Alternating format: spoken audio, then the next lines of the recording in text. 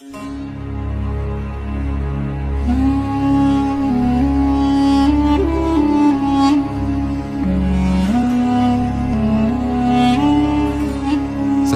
pejabat Indonesia dikabarkan takut berkunjung ke Masjid Menara Kudus ataupun ke makam Sunan Kudus yang terletak di sebelah barat masjid. Bahkan, Presiden Joko Widodo pernah diberitakan membatalkan kunjungannya ke masjid ini. Menurut cerita rakyat, pejabat Indonesia yang berani berkunjung ke tempat ini akan kehilangan jabatannya. Presiden Soekarno dan Presiden Gus Dur adalah contoh nyata. Begitulah kata mereka.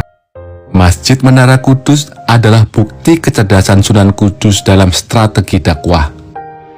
Dia memadukan puncak-puncak kebudayaan yang ada saat itu. Sunan Kudus membangun masjid dengan menara yang menyerupai candi Hindu. Di sekelilingnya diberi hiasan keramik Cina. Dia ingin memberi pesan, Islam datang tidak untuk merusak peradaban masyarakat setempat yang telah berkembang. Pesan kearifan lainnya juga bisa ditangkap saat dia melarang warga Kudus mengkonsumsi daging sapi. Alasannya jelas, agar tidak melukai hati warga Kudus yang saat itu masih banyak memeluk agama Hindu. Islam datang dengan lembut, bukan dengan kebisingan dan kegaduhan. Di balik kemegahan dan keagungan Masjid Menara Kudus, terdapat satu cerita yang cukup menarik.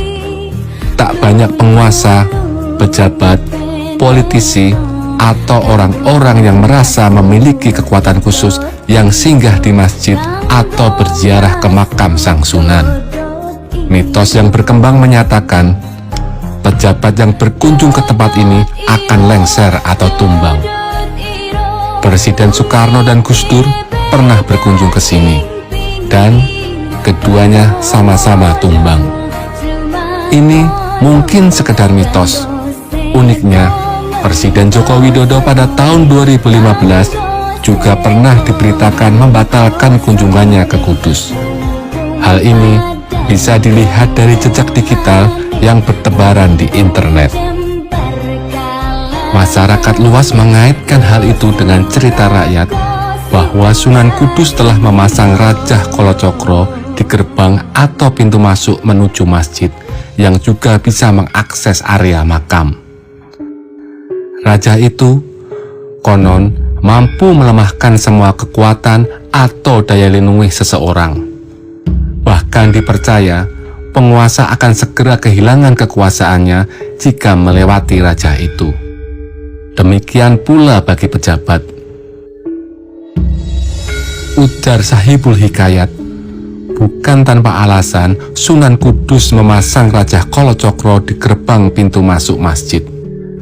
Selain untuk melerai pertikaian sengit para pewaris kerajaan Demak, Sunan juga ingin menghindarkan pesantren asuhannya dari tarik-menarik pengaruh politik.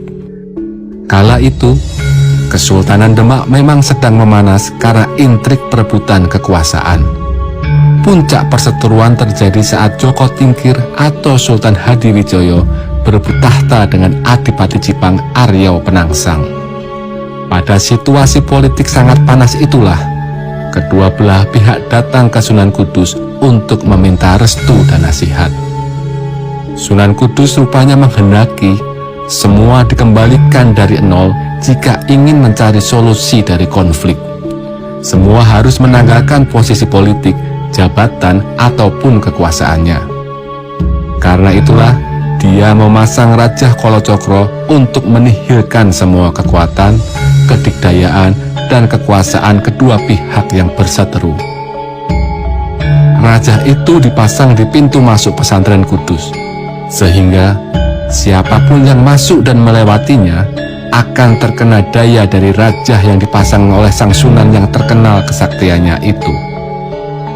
Hadiwijoyo dengan kecerdikannya masuk ke pesantren lewat pintu lain.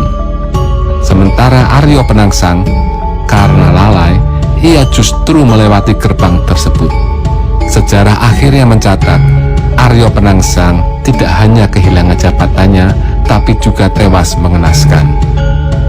Menurut pengurus komunitas Menara Kudus Abdul Jalil, hal ini bukan sekedar mitos, karena ada data, peristiwa, dan bukti rajahnya. Hingga saat ini, cerita itu masih terus berkembang dan dilestarikan di masyarakat. Banyak pejabat dan politisi yang kemudian tidak mau mengambil resiko untuk datang ke Masjid Menara Kudus.